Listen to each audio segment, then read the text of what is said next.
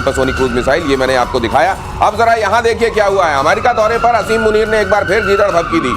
गुजरात के जामनगर रिफाइनरी को टारगेट बनाने की धमकी। दुनिया का सबसे बड़ा सिंगल साइट रिफाइनिंग कॉम्प्लेक्स है जामनगर। अब ये जो जामनगर है, इसको लेकर धमकी दी जा रही है। भारत के महत्वपूर्ण इंस्टॉलेशंस को लेकर धमकी दी जा रही है। और ये धमकी, ये एक बार फिर से ये धमकियों का सीजन 2 है। और ये धमकियां खोखली होती हैं, ये दुनिया ने देख लिया है एक बार फिर से। लेकिन वो रवायत है उस देश की, तो उस रवायत को एक बार फिर से निभाया जाए। लेकिन सर, इंस्टॉलेशन का नाम लेकर ये बोलना, ये इस बार धमकी को विश्वसनीय बनाने के लिए किया जा रहा है। विश्वसनीय बनाने के लिए ऊपर से ये डराने की कोशिश कर रहे हैं, क्योंकि जिस इंस्टॉलेशन का नाम ले रहे हैं वो रिलायंस ग्रुप की है।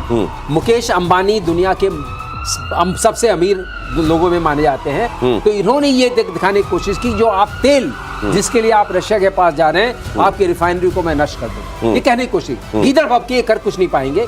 लेकिन देखिए क्यों हो रहा है ये सारा। ये इसलिए हो रहा है कि ट्रम्प कह रहे बेटा 2-4 डायलॉग और मारो।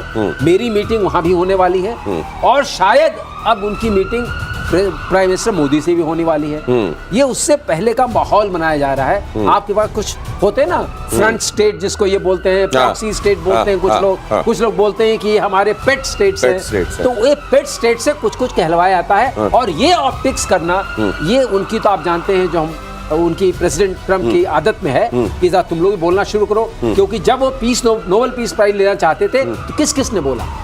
तो ये मुनीर को क्या ये सर ये एक शेड्यूल दिया गया होगा कि इस आप धमकी से शुरू करेंगे, पहले दिन आपको ये बोलना है, जुगलर वेन बता देना है, ये सब कश्मीर वाला राग अलापना है। उसके बाद आप एक काम करेंगे, वहां के किसी इंस्टॉलेशन, आप देख लो किसको आप समझते हो, एक कोई इंस्टॉलेशन का नाम लेकर आपको और बोलना है। क्या अमेरिका ये स्क्रिप्ट दे रहा है, या मुनीर ने पहले से स्क्रिप्ट तैयार की है, वहां हौसला मिल गया है इसलिए अब ये बोलना शुरू होता है? देखिए, मेरा तो ये मानना है कि ये सब मुनीर की अपनी है ना, एक का सपना होता है, मुगीर ही लाल का सपना होता है। और वो सपने में जब देखते हैं, वो तो इससे शुरू किए। ये तो आप वेस्ट में कोस्ट में आ गए ना, जामनगर हमारे वेस्ट कोस्ट में आ गया, मगर वो तो इससे शुरू है। वो तो उन्होंने कहा वहां से शुरू करेंगे और वेस्ट तक आएंगे।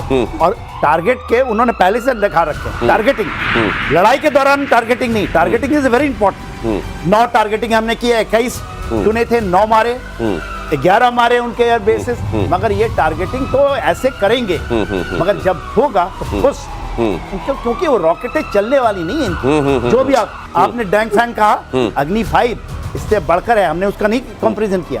अग्नि 5 सुने ना, अभी उसका टेस्ट हुआ। नहीं सर, मुझको ये लगता है जब काटने वाले दांत होते हैं ना, तो आप उतना दिखाते नहीं जी। जब आपके दिखाने वाले दांत होते हैं, काटने वाले नहीं होते हैं, चबाने वाले नहीं होते हैं, केवल दिखाने वाले होते हैं, तब आप जनरली। लेकिन आई वांट टू से वन थिंग प्लीज, जब असली लड़ाई हुई तो मुनीर कहाँ थे ये बताइए? कितनी बार आपने बंकर के अंदर थे। ये वही बंकर वाला मुनीर है। बंकर वाले फील्ड मार्शल है ये बंकर। और ये इनकी जो फील्ड है वो बंकर के अंदर रहती है। ये उस तरह की फील्ड मार्शल। हमारी एक फील्ड फायरिंग होती है, जब हम लोग फील्ड फायरिंग करते हैं तो हम भी बंकर में चले जाते हैं। जैसे फायरिंग खत्म होती है, हम एक लाल झंडा लेकर निकल कर खड़े होकर ऐसे होते हैं, क्योंकि आपको ये होता है कि कहीं आपके ऊपर भी गोले नहीं गिरे।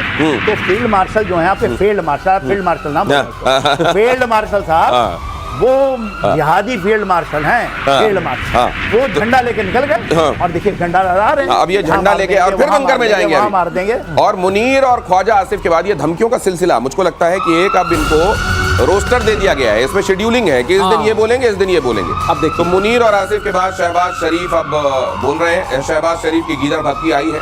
पाकिस्तान का पानी छीना तो सिखाएंगे सबक। भारत को पानी के एक बूंद छीनने के, हम छीनने नहीं देंगे, एक बूंद पानी पाकिस्तान के हिस्से का उसको देना पड़ेगा। ये शहबाज शरीफ असल में ये जो इनको आज से कुछ महीने पहले कहना चाहिए था, वो उस समय के स्क्रिप्ट अभी निकाल के लाए। अब तो पानी रुक गया है, अब तो सिंधु जल समझौता भारत ने कह दिया है कि अब तो ये इस समय लागू है नहीं। तो आप ये कह रहे हैं कि अगर नहीं होगा, अरे हो चुका है, तो आप किस दुनिया में जी रहे हैं और किस टाइम में जी रहे हैं? इनकी घड़ी ठीक नहीं चल रही है। उसने नहीं, इनको किसी चीज से मतलब नहीं है। इन्होंने देखा भाई बिलावल ने बोल दिया, ख्वाजा आसिफ ने बोल दिया, और प्राइम मिनिस्टर मैं हूँ। नहीं तो इनके आसपास वाले जीने नहीं दे रहे होंगे कि सब बोल लिए तुम तो काहे बात प्रधानमंत्री, उनका मैं भी फर्ज पूरा करता हूँ। ये सारी फर्ज अदाई है। आसिफ मुनीर ने कहा था, जो दिखा रहे हैं आप, इसमें 10 मिसाइलें मारेंगे, और 10 मिसाइलें मारेंगे तो तोड़ देंगे, फिर पानी इनके पास आ जाएगा, अब पूरे पाकिस्तान को बहा ले जाएगा। 10 आप डैम बना रहे हैं, हम ये 10 मिसाइल मारेंगे, हमें कुछ नहीं करना, बस खड़े रह के देखना, पूरा पाकिस्तान बह करके अरेबियन सी के अंदर चला जाएगा। दिमाग नहीं होता। ऐसे आप ऐसे कर सकते हैं क्या? मारना थोड़ी ना है। अरे जब साहब कहा मारिए ना, मार कर तो दिखाइए। जब मारना होता तब आदमी सोचता। 23 तारीख से 23 तारीख से बंद है ना, जी जी जी जी। पूरा चिनाब का पानी बंद है।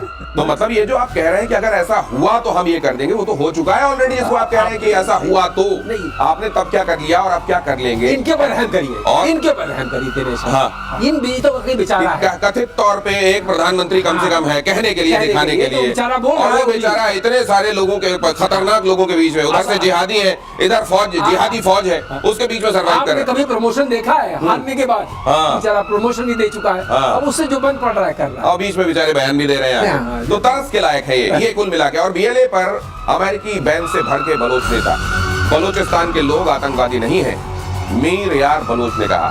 मुनीर से यारी पर अमेरिका को ओसामा याद दिलाया। कहा बलूचिस्तान अमेरिका से सद्भावना रखता रहा है, जबकि पाकिस्तान ने अमेरिका के दुश्मन ओसामा बिन लादेन को पनाह दी थी। बलूचिस्तान बहुत अच्छे से फर्क बताने की कोशिश कर रहा है, लेकिन इस समय ये बीन बजाना, किसके आगे बीन बजाई जा रही है इस समय? तो इसका कोई फायदा ही नहीं है। मुझको नहीं लगता कि सर इसमें कोई अक्ल आने वाली है। देखिए आसिम मुनीर को जो आप अक्ल देना चाहेंगे, जो आदमी टोटल जिहादी है। आप जिहादी हैं तो आप जिहादी भाषा बोलेंगे तो इनको समझ में आ जाएगा।